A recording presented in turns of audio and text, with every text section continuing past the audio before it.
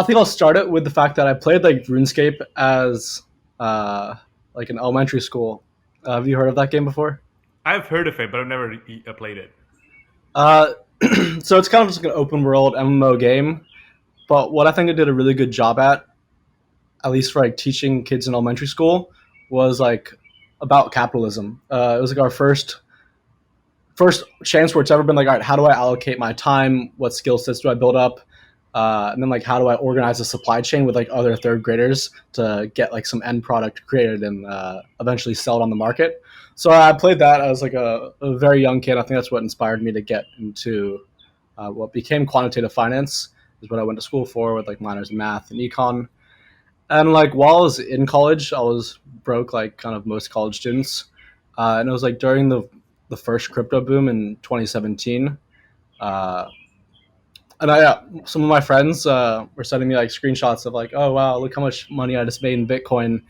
And I was like, wow, I'm not making that, but we're learning about how to trade securities, and it seems like there's a very prime market open right now.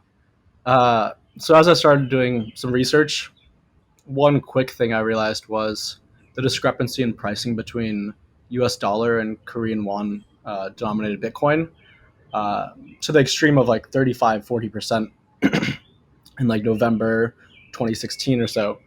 Uh, and like at that same time, it's like I've made a club called the Financial Algorithm Programming Club, and we were learning about like how to trade arbitrage and triangle and stat arb. So I was like, all right, I don't know exactly how I'm going to go about this because I'm brand new to crypto, but let me just take out my student loans and go to Korea and just like see what I can learn. No way. And so I went over there and I stayed with Airbnb hosts. And from talking with a couple super hosts, like I figured out that like each year they can remit $50,000 without I forgot the Korean IRS, but basically like it's like sheltered money from the Korean IRS, 50,000 per citizen per year.